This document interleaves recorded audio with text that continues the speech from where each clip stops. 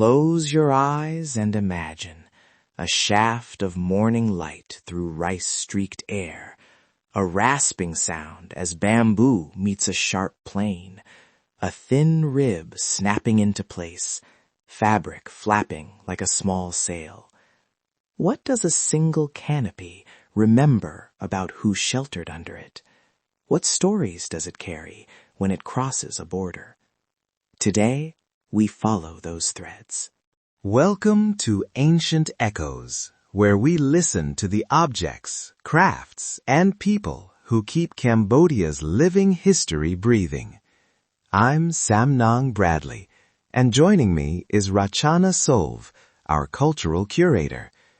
Together, we'll sit at the maker's bench, stand beside market repair stalls, and travel with parasols into homes and processions. Hello. I love that opening. Listen closely to that rasp. It tells you so much. Today, we'll follow parasols from raw materials to procession and beyond. Before we begin, we want to set a consent-first frame. If you encounter makers, vendors, or ritual canopies, ask before photographing or sharing. We'll repeat exact phrases later so you can borrow them. This episode will describe processes and materials at a high level only. We won't provide step-by-step repair or lacquer instructions because those can be hazardous without trained supervision. In short, this is listening first, instruction never. Now, what kinds of parasols are we talking about? Let's do a quick primer so when you hear later field sounds, you know what to listen for. There are a few common forms to keep in mind. First, ceremonial lacquered umbrellas, often lacquered wood or bamboo ribs with layers of fine lacquer, sometimes painted or gilded, used in weddings, house blessings, and certain devotional contexts. Then, market shade parasols, lighter, often oilcloth or printed fabric stretched over flexible ribs, the kind a roadside vendor sets up to shelter produce or customers.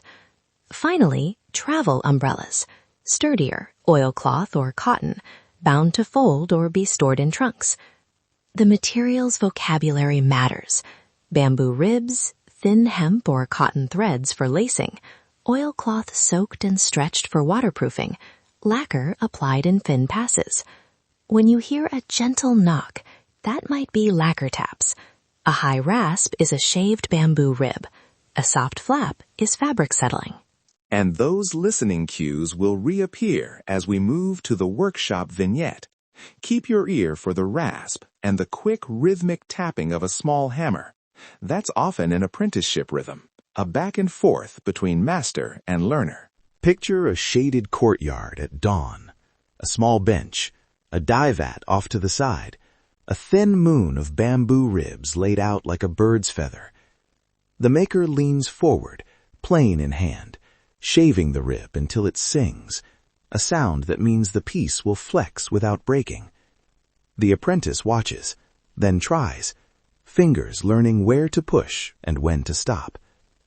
The adhesive smell, something resinous, and the steady scrape of tools make a rhythm to the workday. Apprenticeship here is often intimate and oral. Payment norms vary. Some arrangements are seasonal wages plus in-kind meals. Others are piecework during festival runs. Production peaks before wet seasons and major ceremonies, when demand for shade and ritual canopies rises. Apprentices learn not just technique, but the social rules. How an umbrella is carried, who holds it in a procession, how it's folded for blessing ceremonies. Again, we won't give technical repair instructions on air, and we urge anyone interested in hands-on learning to seek vetted workshops and trained teachers. That benchwork translates into a small but resilient market economy. At roadside stalls, you might see vendors repairing ribs with simple lacing, offering a new handle, or restretching fabric. Repairers barter, a new shade for a cooked meal, a mend for a favor. These stalls are low-barrier entry points to shelter economy. A patched parasol becomes a day's income for a vendor selling iced coffee beneath it. Repair culture is fascinating because it's both pragmatic and relational. People bring a canopy back to the same repairer because of trust. the bench becomes a node of social exchange, news, introductions, small loans. But we mustn't make repairers into tourist attractions. Please do not publish precise workshop addresses or photos without consent. Support makers through purchase, payment, or by connecting with vetted cooperatives we list in the show notes. Now to ritual life. Umbrellas move between the domestic and the sacred. In weddings, a lacquered canopy can mark status and protection. In house blessings, a canopy shields a shrine. In funerals, it can denote dignity as a procession moves through the village. Crucial point. Certain designs and lacquer patterns are devotional, treated like icons. An umbrella in that register is not a commodity, and there are rules about touching, photographing, or sharing images. From a cultural standpoint, motifs, lotus borders, small gilded emblems, restrained color palettes carry meaning. In some communities, an umbrella from a house blessing is kept folded in a shrine. In others, it's carried only by designated family members. If you encounter a canopy in a ritual, listen, observe, and ask permission from a local elder before taking any action. That small pause preserves both dignity and relationship. Let's move the canopy abroad. Imagine a trunk packed in the dark of departure, a lacquered umbrella wrapped in cloth, placed atop folded garments. Years later, in an apartment with high windows, the family unrolls the canopy. The ribs click back into place, and the smell of lacquer and travel, faint but real, fills the room. In that moment, the object is a portal, memory, identity, a refugee's small archive. I've visited families who repurpose parasols as wall hangings, turning a once functional object into a domestic anchor. The meaning shifts. Protective canopy becomes visual anchor, reminding younger members of rituals they may not practice weekly. That translation is part of how traditions continue, flexible, living, not frozen in museums. Before we close, a crucial ethics section.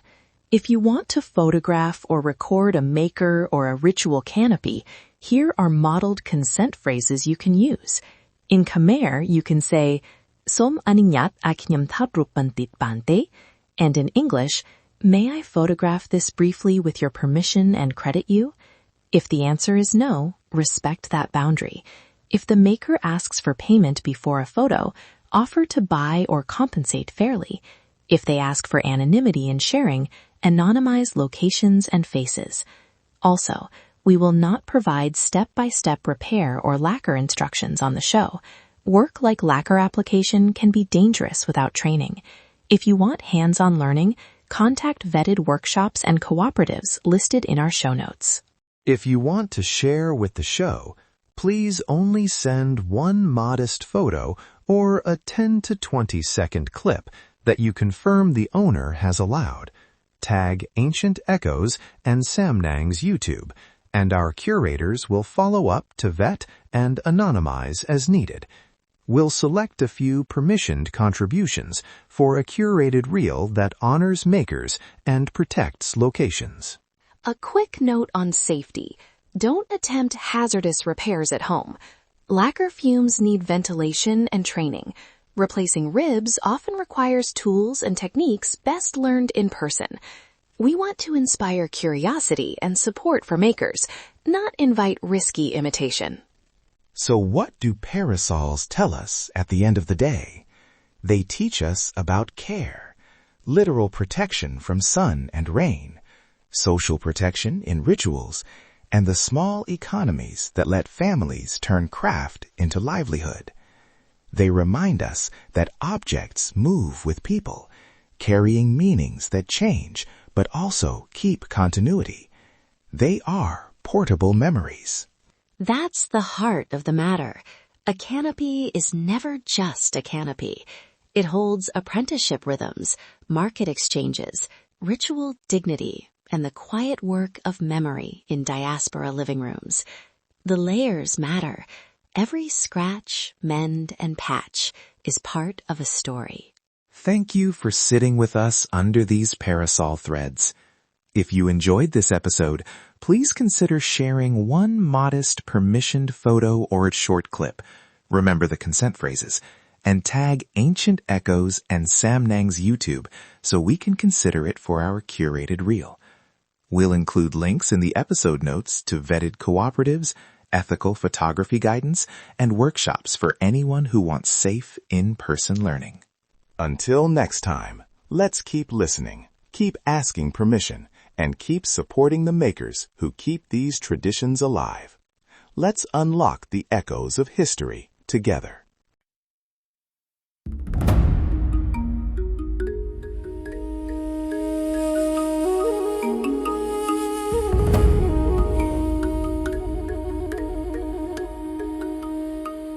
In the quiet of night, I whispered my plea, holding her close, hoping for her decree.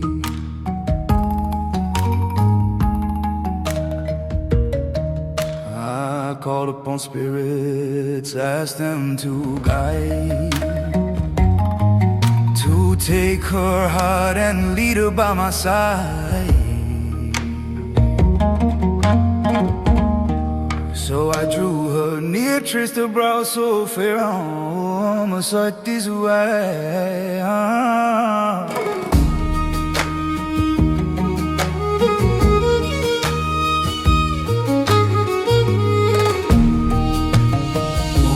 Sacred power, swai, mighty spirit awakened. By the master's right, let her heart be gently taken. Let her follow me now by vow and by sign. I hear these words, oh teacher, witness this plea. Oh, my sacred power, swai. Oh, oh,